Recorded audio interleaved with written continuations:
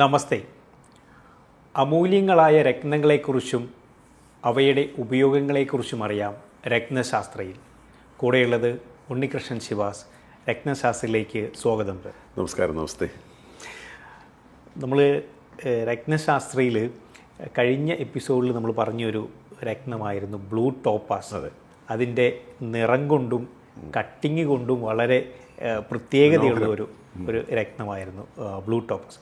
അപ്പോൾ ആ രത്നത്തെക്കുറിച്ച് പറഞ്ഞപ്പോൾ നമുക്കങ്ങനെ ഒരു ബർത്ത് ചാർട്ട് നമുക്ക് വളരെ ഡീറ്റെയിൽ ആയിട്ട് നോക്കാതെയൊക്കെ ആൾക്കാർക്ക് ഉപയോഗിക്കാൻ പറ്റുന്ന ഒരു രത്നമാണ് എന്ന് നമ്മൾ പറഞ്ഞു.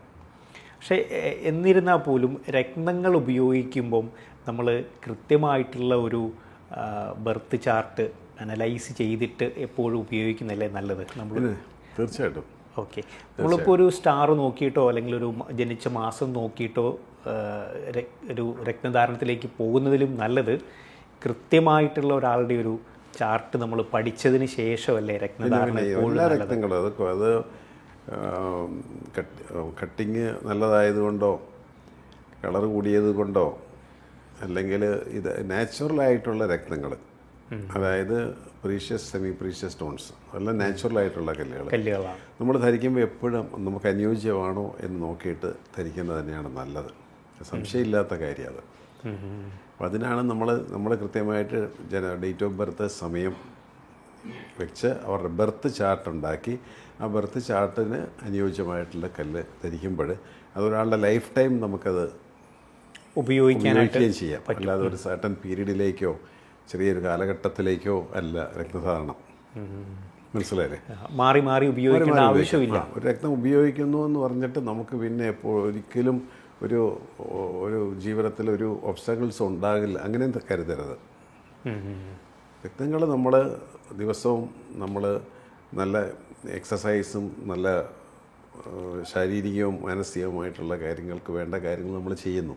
എങ്കിൽ പോലും നമുക്കെപ്പോഴും ഒരു അപകടം വഴിയെ നടന്നു പോകുമ്പോഴും സംഭവിക്കാം. എന്ന് പറഞ്ഞ പോലെ രത്നങ്ങളെപ്പോഴും നമുക്ക് നമ്മളെ പ്രൊട്ടക്റ്റ് ചെയ്യും. നമുക്ക് ഏത് രത്നമാണ് ധരിച്ചിരിക്കുന്നത് ആ പ്ലാനറ്റിനെ എൻഹാൻസ് ചെയ്യും. ഇതെല്ലാം ഉണ്ടെങ്കിലും ഒരാൾക്കാരുടെ പൊതുവേ ഒരു തെറ്റിദ്ധാരണ എന്ന് പറഞ്ഞാൽ ഒരു രക്തം വാങ്ങി ധരിച്ചു പിന്നെ പിന്നെ ഒന്നും ചെയ്യണമെന്നില്ല, ഒരു വർക്ക് പോലും ചെയ്യണ്ട എന്നുള്ള ഒരു ധാരണയുണ്ട്. അങ്ങനെയല്ലത്. രത്നങ്ങൾ നമുക്ക് പ്രകൃതി തന്നിരിക്കുന്ന അനേക റെമഡീസിലൊന്നാണ്, പ്രധാനപ്പെട്ട ഒരു റെമഡി എന്ന് വേണേൽ പറയാം.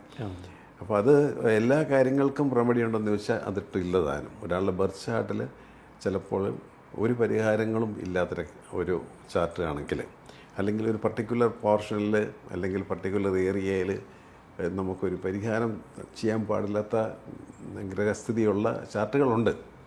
അത് നമ്മൾ കുറച്ച് അത് നമ്മൾ അനുഭവിച്ചേ മുമ്പോട്ട് പോകാൻ സാധിക്കത്തുള്ളൂ. മനസ്സിലായില്ലേ? അപ്പം നമുക്ക് കൃത്യതയോടുകൂടിയ രക്തനിർണയം, അത് വെറും ഒരു ഇന്ന സ്റ്റാറിൽ ജനിച്ചു അതുകൊണ്ട് എനിക്ക് ഈ രക്തം വേണം എന്ന് പറഞ്ഞു വരുന്ന ആൾക്കാർ ഇപ്പോഴും ഉണ്ട്.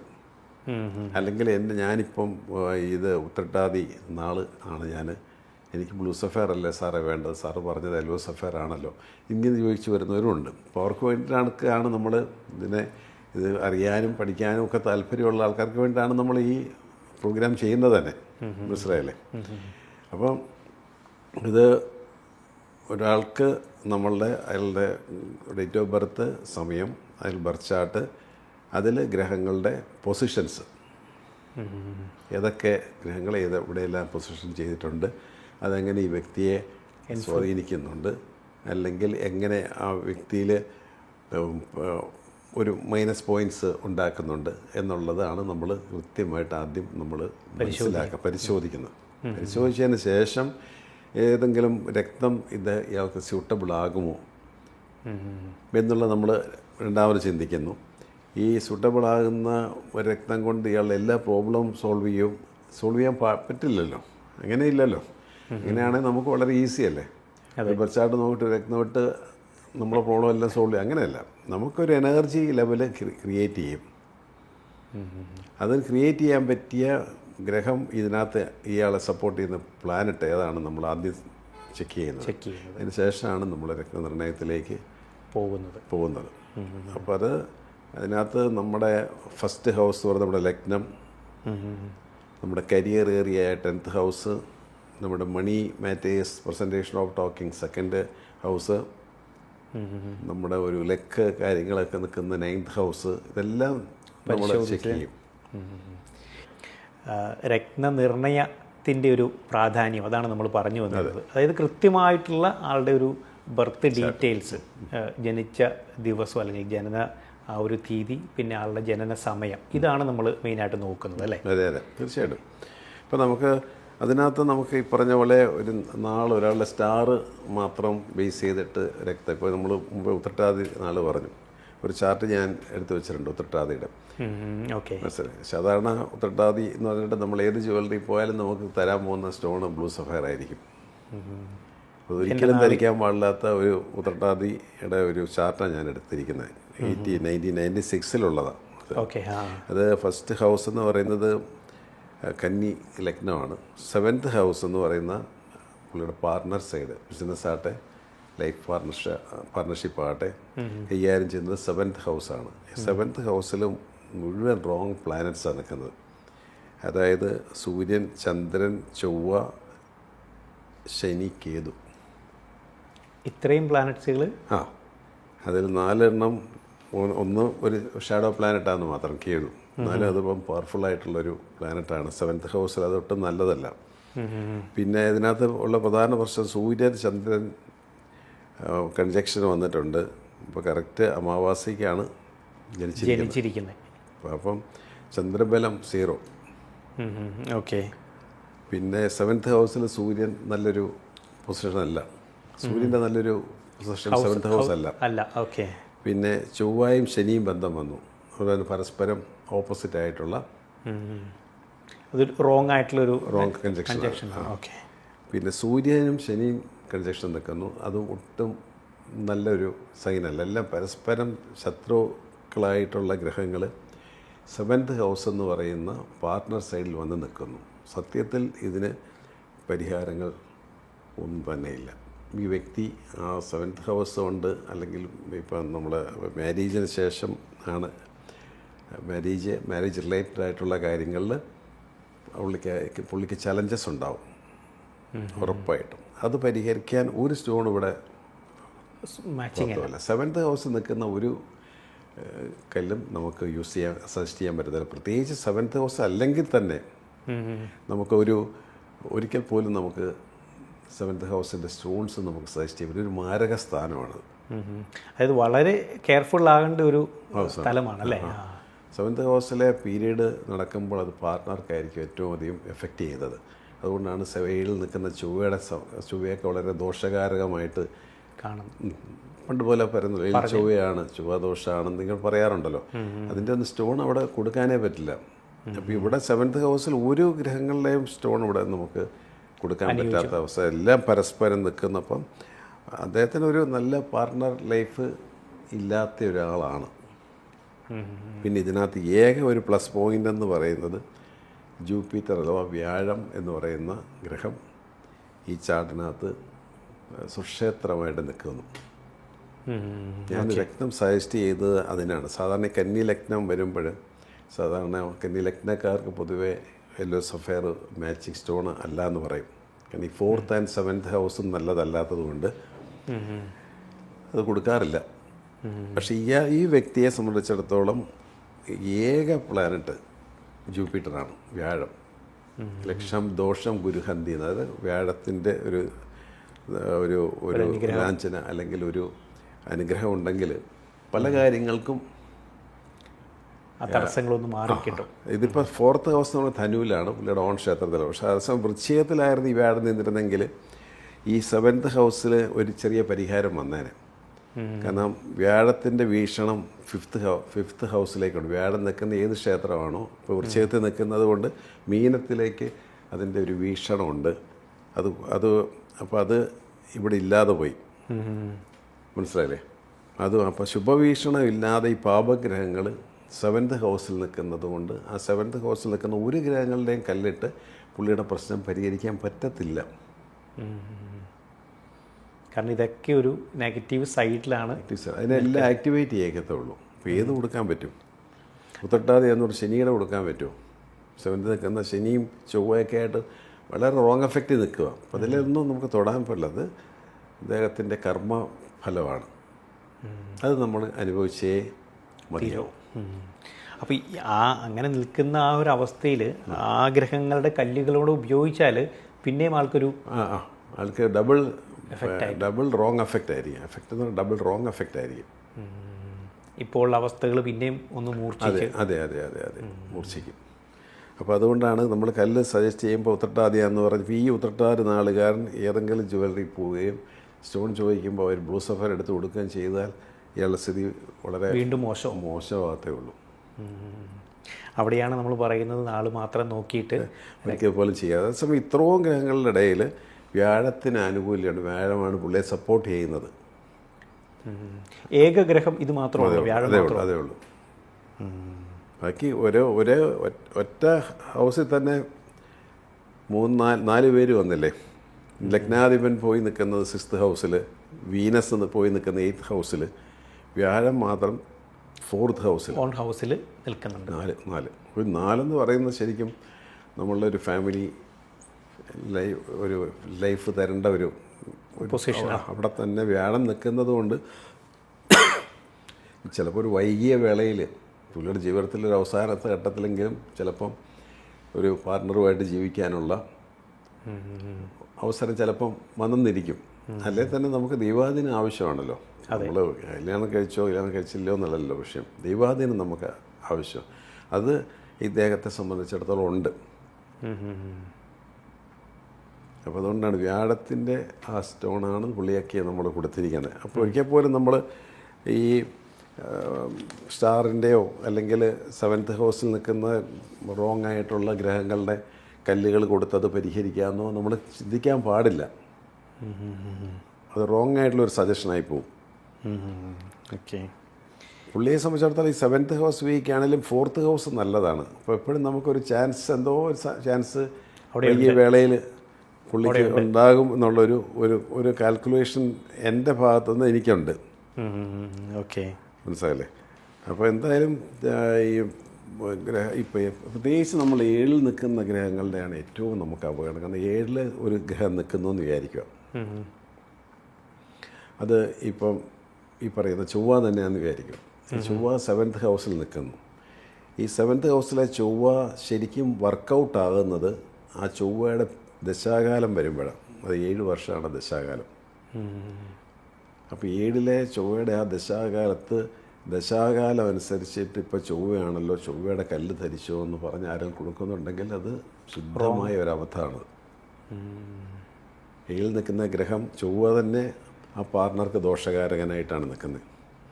അത് എഫക്റ്റ് ചെയ്യാനുള്ള കാരണം വെച്ചാൽ ഇത് പാർട്ട്ണർ സൈഡ് ആയതുകൊണ്ടാണ് നമുക്കല്ല വല്ലതും സംഭവിക്കുന്നത്. പാർട്ട്ണർ സൈഡിലാണ് എഫക്റ്റ് ആകുന്നത്. അത് ലൈഫ് പാർട്ട്ണർ ആകാം, ഇല്ലെങ്കിൽ ബിസിനസ് പാർട്ട്ണറും ആകാം. ഇപ്പം ഇപ്പം ഈ പറഞ്ഞ ചാട്ടിലൊന്നും ബിസിനസ് പാർട്ട്ണർഷിപ്പ് ഒന്നും കൊള്ളത്തില്ല. പിന്നെ അയാളൊരു ബിസിനസ് അല്ല ചെയ്യുന്നതും. ബിസിനസ് പാർട്ട്ണർഷിപ്പ് ഒരിക്കലും പുള്ളിക്ക് പറ്റത്തില്ല. ഈ ലൈഫ് പാർട്ട്ണർഷിപ്പ് തന്നെ പുള്ളിയെ സംബന്ധിച്ചിടത്തോളം ഭയങ്കര ചലഞ്ചിങ് ആയിട്ടാണ് നിൽക്കുന്നത്. അപ്പം ഇതിനകത്ത് ഞാൻ പറഞ്ഞു വന്ന ചൊവ്വയുടെ കല്ല്, ഈ ചൊവ്വയുടെ ദശാകാലം എന്ന് പറഞ്ഞ് ധരിച്ചു നോക്കിയോ അത് അപകടം വരുത്തി വെക്കും. ഈ 7ലെ ചൊവ്വയുടെ ദശാകാലത്ത് ആ പാർട്ട്ണർക്ക് അറ്റ്ലീസ്റ്റ് ചെറിയൊരു വീഴ്ചയോ തട്ടോ മുട്ടോ ഒരു ഹോസ്പിറ്റലൈസേഷനോ 100% സംഭവിക്കും. അല്ലെങ്കിൽ അതുപോലെ ശുഭഗ്രഹ വീക്ഷണത്തോടു കൂടിയുള്ള ഇതായിരിക്കണം. ചൊവ്വയുടെ കൂടെ വ്യാഴം നിൽക്കുകയും വ്യാഴം ശുഭഗ്രഹങ്ങൾ നിൽക്കുകയോ ചെയ്താൽ നമുക്ക് എന്തെങ്കിലും ഒരു മാറ്റം പറയാൻ പറ്റത്തില്ല. അപ്പോൾ അപ്പോഴും നമുക്ക് ഒരാളുടെ ചാർട്ടിനെ കുറിച്ചൊരു കമൻറ്റ് ചെയ്യണമെങ്കിൽ ആ വ്യക്തിയുടെ ആ ചാർട്ട് ഇൻഡിവിജ്വൽ ഹോറോസ്കോപ്പ് തന്നെ നമ്മൾ അനലൈസ് ചെയ്തെങ്കിൽ മാത്രമേ പറയൂ. ഇതെല്ലാം ജനറലായിട്ടുള്ള കാര്യങ്ങളാണ്. ഇതെല്ലാം ജനറൽ കാര്യങ്ങളായത്. നമ്മൾ പറഞ്ഞു വന്നതിൻ്റെ ഒരു സാരാംശം എന്ന് പറയുന്നത് നാൾ മാത്രം നോക്കിയിട്ട് നമ്മൾ രത്നധാരണത്തിലേക്ക് പോകുന്നത് അതിനൊരു കൃത്യമായിട്ടുള്ളൊരു ഉദാഹരണമാണല്ലോ ഈ ഒരു ഏറ്റവും കൃത്യമായിട്ടുള്ള ഉദാഹരണം. പലരും വരുന്നത് ടൈം ഓഫ് ബർത്തുമായിട്ടാണ് വരുന്നതെങ്കിലും ടൈം ഓഫ് ബർത്തായിട്ടും അല്ലാത്തവരും ഉണ്ട്. ജനസമയം കൊടുക്കാറില്ല ഇപ്പം നമ്മൾ സജസ്റ്റ് ചെയ്യാറില്ല. എവിടെ നിന്നെങ്കിലും തപ്പി പിടിച്ചുകൊണ്ട് വരാൻ പറയും ടൈം. ടൈം ഇല്ലാതെ നമ്മൾ തരുന്ന ടൈമിനനുസരിച്ചിട്ടല്ലേ നമുക്ക് ജംപ് സ്റ്റോൺസ് കൊടുക്കാൻ പറ്റുള്ളൂ. ഇപ്പോൾ ചിലർക്ക് ആ പെർ ടൈമിൽ ഒരു സ്റ്റോണും മാച്ചിങ് അല്ലാത്തവരുണ്ട്. അപ്പോൾ നമ്മൾ എന്തെങ്കിലും പറഞ്ഞ് സ്റ്റോൺ കൊടുക്കാന്ന് പറഞ്ഞാൽ അത് ശരിയായിട്ടുള്ളൊരു കാര്യമല്ലാത്തത് കൊണ്ട് നമ്മളങ്ങനെ എപ്പോഴും കൃത്യമായ ഒരു ഇപ്പോൾ ജനിക്കുന്ന കുട്ടികൾക്കാണെങ്കിലും ഇപ്പോൾ എല്ലാവർക്കും കൃത്യമായിട്ടുള്ളൊരു സമയവും കാര്യങ്ങളും ഉണ്ട്. എല്ലാവരും എഴുതി വെക്കുന്നത് നോട്ട് ചെയ്ത് വെച്ചാണ് വരുന്നത്. അതുകൊണ്ട് കുറച്ചുകൂടെ നമുക്ക് എളുപ്പമാണ്. അപ്പോൾ കൃത്യമായ ബർത്ത് ചാർട്ട് വെച്ച് മാത്രമേ കല്ലുകൾ കൊടുക്കാവുള്ളൂ. ഈ കൊടുക്കുന്ന കല്ല് ഞാൻ കൊടുക്കുന്ന രീതിയിൽ ലൈഫ് ടൈം അയാൾക്ക് യൂസ് ചെയ്യാൻ പറ്റും. അല്ലാതെ സർട്ടൻ പീരീഡിലേക്കും ഒന്നുമല്ല. അങ്ങനെയില്ല. നമ്മൾ ആ 9 ഗ്രഹങ്ങളുടെ പൊസിഷൻ അതിൽ നോക്കിയിട്ട് ഏതാണ് ഇപ്പോൾ സപ്പോർട്ട് ചെയ്യുന്നത്, ഏതാണ് സപ്പോർട്ട് ചെയ്യാത്തത്, ഈ കാര്യങ്ങളെപ്പറ്റി കൃത്യമായി പഠിച്ചതിന് ശേഷമാണ് നമ്മൾ രക്തം കൊടുക്കുന്നത്. അപ്പോൾ അത് ആളുടെ ലൈഫ് ടൈം യൂസ് ചെയ്യും. ഇതുപോലെ തന്നെയുള്ള ചില കേസുകളിൽ നമുക്ക് പരിഹാരങ്ങൾ, ഇതിന് യാതൊരു പരിഹാരവും ഇല്ലയെന്ന് നമ്മൾ പറയും. ഇതിന് നിങ്ങൾക്ക് സ്റ്റോൺ ഇട്ടത് പരിഹരിക്കാൻ പറ്റുന്ന കാര്യമല്ല. ഇത് ബൈ ബർത്തിലെ നിങ്ങൾക്ക് വന്നിരിക്കുന്ന ഒരു മൈനസ് പോയിൻ്റാണ്. അപ്പോൾ അതിന് സ്റ്റോൺസ് ഒന്നും പരിഹാരമല്ല. ഇവിടെ ഈ പറഞ്ഞ നമ്മൾ ആ എക്സ്പ്ലെയിൻ ചെയ്ത ഒരു ചാർട്ടുണ്ടല്ലോ, അപ്പോൾ ആൾക്ക് പല പ്ലാനറ്റുകളും ആൾക്കൊരു നെഗറ്റീവ് സൈഡിലാണ് നിൽക്കുന്നത്. ആളെ സപ്പോർട്ട് ചെയ്യുന്ന ഏക ഗ്രഹം എന്ന് പറയുന്നത് ഈ പറയുന്ന വ്യാഴം അല്ലേ? അപ്പോൾ വ്യാഴത്തിൻ്റെ രത്നം ആൾക്ക് ഉപയോഗിക്കുന്നത് എന്തായാലും ഒരു പ്ലസ് പോയിന്റ് ആയിട്ട് മാറും. അപ്പോൾ അതിൻ്റെ ഒരു എങ്ങനെയാണ് നമ്മൾ ഒരു ക്യാരറ്റേജ് കുറച്ച് അധികം ഉപയോഗിക്കുന്നത്? 3.5 ക്യാരറ്റ് ഒക്കെ മതി. ഒരുപാടും കൊള്ളത്തില്ല ആ പൊസിഷനിൽ നിൽക്കുന്നത് കൊണ്ട്. 3 to 4 ക്യാരറ്റ് യെല്ലോ സഫയർ ആൾക്ക് ഉപയോഗിക്കാം. ശ്രീലങ്കൻ നല്ല പീല ലോയിഷ് ആയിട്ടുള്ള കല്ലായിരിക്കണമെന്ന് മാത്രം. ഇപ്പം നമ്മൾ ഈ ഒരു ചാർട്ടിനകത്ത് പറഞ്ഞ 1-2 കാര്യമാണ്. ഒന്ന്, ഈ 7th ഹൗസിൽ നിൽക്കുന്ന ഗ്രഹങ്ങളുടെ സ്ഥിതി ഒന്ന് കൃത്യമായിട്ട് ഒന്ന് പഠിച്ചതിന് ശേഷമേ ഈ പറയുന്ന രത്നധാരണ. വളരെ റെയറായിട്ട് 7th ഹൗസിൽ നിൽക്കുന്ന ഗ്രഹങ്ങളുടെ ഇപ്പോൾ ലഗ്നാധിപൻ പോയി 7th ഹൗസിൽ നിൽക്കുന്നു, അതിൻ്റെ പീരീഡ് അങ്ങനെയൊക്കെ വരുമ്പോൾ ചിലപ്പോൾ നമുക്ക് ഡിവിഷണൽ ചാർട്ടുകളെല്ലാം ചെക്ക് ചെയ്തതിന് ശേഷം നമുക്ക് വേണമെങ്കിൽ അതിലേക്ക് പോകാം. ഇപ്പോൾ ഇങ്ങനെ വന്നാൽ പോലും ഞാൻ 7th ഹൗസിൽ നിൽക്കുന്നതിന് വളരെ ചെറിയ ക്യാരറ്റ് അല്ലെങ്കിൽ സെമി പ്രീഷ്യസ് സ്റ്റോണ് ഇതായിരിക്കും നമ്മൾ കൊടുക്കുന്നത്. അല്ലാതെ നമുക്കൊരു വലിയ 10 ക്യാരറ്റിൻ്റെ ബ്ലൂ സഫയറോ യെല്ലോ സഫയറോ ഒന്നും ലഗ്നാധിപനാന്ന് പറഞ്ഞിട്ടൊന്നും കൊടുക്കാൻ പാടില്ല. അത് വളരെ സൂക്ഷ്മതയോടെ കൈകാര്യം ചെയ്യേണ്ട ഒരു സപ്പോർട്ട് ചെയ്ത് വേറെ ഏതെങ്കിലും ഘടകങ്ങളുണ്ടെങ്കിൽ അതിനെ കൊടുത്താൽ മതി. ഇപ്പം നമുക്ക് 9 ഗ്രഹങ്ങളും സപ്പോർട്ടീവായിട്ടുള്ള ആരുമില്ല, ആർക്കുമില്ല. ഈ സംസാരിക്കുന്ന എനിക്കോ കേൾക്കുന്ന ആർക്കും അതിനെക്കുറിച്ച് അങ്ങനെ ഒരു പെർഫെക്ഷൻ ഇല്ല. മൈനസ് ആൻഡ് പ്ലസോട് കൂടി ഉണ്ടാവും ഗുണദോഷ ഫലങ്ങൾ ആയിരിക്കും ഒരാളുടെ ബർത്ത് ചാർട്ടിനകത്തുള്ളത്. അതിൽ ഗുണഫലങ്ങൾ എന്താണ്, ദോഷഫലങ്ങൾ എന്താണെന്നുള്ളതാണ്. അത് ഏത് ഗ്രഹങ്ങൾ ഇവിടെ നിൽക്കുന്നത് കൊണ്ടാണ്. ഒരു വ്യക്തിക്ക് പല ഭാഗത്തിനായിട്ടായിരിക്കും. ചിലർക്ക് അവരുടെ ഹെൽത്ത് ഏരിയയിലായിരിക്കും നിൽക്കുന്നത്. ഹെൽത്ത് ബൈ ബർത്തിലെ ഹെൽത്ത് ഇഷ്യൂസ് അല്ലെങ്കിൽ മറ്റ് മൈനസ് പോയിൻറ്റ്സ് ഉള്ള കുട്ടികൾക്ക് ചിലപ്പോൾ അതിൻ്റെ കല്ലിട്ട് നേരെയാക്കാൻ പറ്റില്ല. അതേസമയം അതിനെ സപ്പോർട്ട് ചെയ്യുന്ന മറ്റ് ഘടകങ്ങൾ ഉണ്ടെങ്കിൽ അതിനെ നമ്മൾ എൻഹാൻസ് ചെയ്യാമെന്ന് മാത്രമേ ഉള്ളൂ. ആ ഒരു ഓപ്ഷനേ ഉള്ളൂ. അപ്പം നമ്മളിത് കൃത്യമായിട്ട് നോക്കി ദശാകാലങ്ങൾ നോക്കിയിട്ട് പോയി കല്ല് വാങ്ങി ഉപയോഗിക്കുന്നത് ഈ പറഞ്ഞ പോലെ അപകടങ്ങൾ ചിലപ്പം വരുത്തി വയ്ക്കാം. നാള് മാത്രം നോക്കിപ്പോയി രത്നം വാങ്ങി ഇടുന്നതും ഈ പറഞ്ഞ രീതിയിൽ അപകടങ്ങൾ വരുത്തി വെക്കാനുള്ള സാധ്യതകളുണ്ട്. അപ്പോൾ എപ്പോഴും നമ്മൾ കൃത്യമായിട്ടുള്ള ആ ഒരു ഡേറ്റ് ഓഫ് ബർത്തും ജനന സമയവും വെച്ച് ഒരു ബർത്ത് ചാർട്ട് ക്രിയേറ്റ് ചെയ്തതിന് ശേഷം ആണ് ബർത്തിലുണ്ടാകുന്ന ചില മൈനസ് പോയിൻറ്റ്സുകൾ നമുക്ക് പരിഹരിച്ചെടുക്കാൻ പറ്റും. മനസ്സിലായില്ലേ? ചില ഫിസിക്കലായിട്ടുള്ള ചില ബുദ്ധിമുട്ടുകൾ കാര്യങ്ങളൊക്കെ ഉണ്ടെങ്കിൽ അതിനുള്ള തെറാപ്പികളും അതൊക്കെ ചെയ്ത് കുറച്ചൊക്കെ മാറ്റിയെടുക്കാൻ പറ്റും. എന്നാൽ അതിൻ്റെ ഒരു കല്ലിട്ട് ചിലപ്പോൾ അത് ശരിയാക്കാൻ പറ്റുമെന്ന് തോന്നുന്നില്ല. അങ്ങനെ ഒരു ബ്ലോക്കേജ് എന്തോ ഒരു കർമ്മദോഷം കൊണ്ട് ഒരു കുട്ടി ജനിക്കുമ്പോൾ എന്തെങ്കിലും മൈനസ് പോയിൻറ്റ്സ് അതിനുണ്ടെങ്കിൽ അതൊരു കർമ്മദോഷത്തിൻ്റെ ഭാഗമായിട്ട് ആണ് ആചാര്യന്മാർ പറയുന്നത്. അതിനെ നമുക്ക് ഈസി ആയിട്ട് മാറ്റിമറിക്കാനായിട്ട് പറ്റത്തില്ല. അതൊരു സ്ലോലി ആയിട്ടുള്ളൊരു സ്ലോ പ്രോസസ്സിങ് കൂടെ ചിലപ്പോൾ അത് ഫ്യൂച്ചറിൽ അത് നേരെയായി പോകും. അല്ലാതെ പെട്ടെന്നൊരു പുല്ല് മേടിച്ചതിട്ട് അങ്ങനെയില്ല. അപ്പോൾ അങ്ങനെയുള്ള ചില പലർക്കും രക്തങ്ങൾ സ്യൂട്ടബിളേ അല്ല. അപ്പോൾ അവരത് അങ്ങനെ തന്നെ വരണം. പക്ഷെ അവർക്ക് വേറെ ചില പ്ലസ് പോയിൻറ്റ്സ് കാണും. അതെവിടെയാണെന്നാണ് നമ്മൾ കൃത്യമായിട്ട് നോക്കുന്നത്. ആ പ്ലസ് പോയിൻറ്റ്സ് അങ്ങ് ഡെവലപ്പ് ചെയ്ത് കയറ്റുക. ഇംഗ്ലീഷ് ടഫായിട്ട് നിൽക്കുന്നു സബ്ജക്റ്റ്. കണക്ക് നല്ലതായിട്ട് കണക്കിന് മാക്സിമം മാർക്ക് വാങ്ങി മറ്റേതും കൂടെ കോമ്പൻസേറ്റ് ചെയ്യുന്ന രീതി തന്നെയാണ് രത്നങ്ങൾ സജസ്റ്റ് ചെയ്യുമ്പോഴും നമ്മൾ ചെയ്യുന്നത്. അപ്പം അതാണ് നമ്മൾ ചെയ്യേണ്ട ഒരു കാര്യം. ഈ പറയുന്ന ആ ഒരു രത്നങ്ങൾ നമുക്ക് ലൈഫ് ടൈം യൂസ് ചെയ്യാൻ പറ്റും. അതാണ് ഇതിൻ്റെ വ്യത്യാസം. അല്ലാതെ ഒരു കാലഘട്ടം കഴിയുമ്പോൾ ആ കല്ല് ഉരി വെച്ചിട്ട് വേറെ കല്ല് ഭയങ്കര തെറ്റായ ഒരു കൺസെപ്റ്റാണ്. അങ്ങനെ ചെയ്യുന്ന ധാരാളം ആൾക്കാർ ഇപ്പോഴും ഉണ്ട്. അതായത് ഈ ദശാകാലങ്ങൾ നോക്കി കല്ല് വാങ്ങിയിടുകയും ധാരാളമുണ്ട്.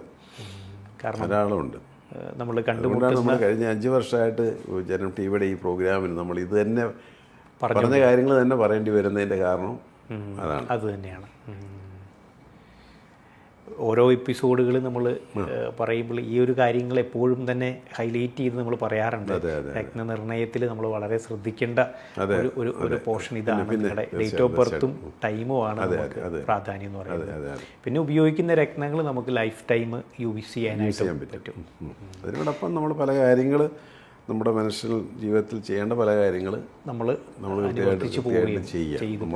നമ്മളുടെ ഹെൽത്ത് സംരക്ഷിക്കേണ്ടത് നമ്മുടെ ചുമതലയാണ് അല്ലേ. ഡോക്ടേഴ്സ് അവിടെ മരുന്ന് കൊടുത്ത് എല്ലാം റെഡിയാക്കിയിട്ട് പറയും ഹെൽത്ത് നിങ്ങൾ നടക്കണം, അതൊക്കെ നിങ്ങളുടെ ഉത്തരവാദിത്തമാണ്. അല്ല ഡോക്ടർക്ക് നടക്കാൻ പറ്റത്തില്ല. അപ്പോൾ നമ്മൾ ചെയ്യേണ്ടതായിട്ടുള്ള കാര്യങ്ങൾ നമ്മൾ പാലിച്ച് മുമ്പോട്ട് പോവുകയും enough sunlight, early morning sunlight, plenty of drinking water, അതനുസരിച്ച് മുമ്പോട്ടുള്ള ഭക്ഷണക്രമങ്ങൾ, കാര്യങ്ങൾ, ബ്രീത്തിങ് എക്സസൈസ്, മെഡിറ്റേഷൻസ്, ഇതെല്ലാം ഒരു മനുഷ്യൻ്റെ ഒരു തരത്തിലുള്ള പോസിറ്റീവായിട്ടുള്ള സകല എനർജിയും കൊണ്ടുവരും അവിടെ. നമ്മൾ വീട്ടിലടച്ച് ഒതുങ്ങി ഇരിക്കുന്നവർക്ക് അത്ര എനർജിയെ കാണത്തുള്ളൂ. കാരണം അവർ ഫുള്ളി എക്സ്പോസ്ഡ് അല്ലാത്തത് കൊണ്ട് എക്സ്പോഷർ എപ്പോഴും നമുക്ക് ഏത് പ്രായത്തിലും ആവശ്യമാണ്. എനിക്ക് തോന്നുന്നു ഇന്നത്തെ എപ്പിസോഡിൽ നമുക്ക് ധാരാളം വിവരങ്ങളുണ്ടായിരുന്നു. കൂടുതൽ രത്നവിശേഷങ്ങളുമായി അടുത്തൊരു എപ്പിസോഡിൽ നമുക്ക് കണ്ടുമുട്ടാം. നമസ്കാരം.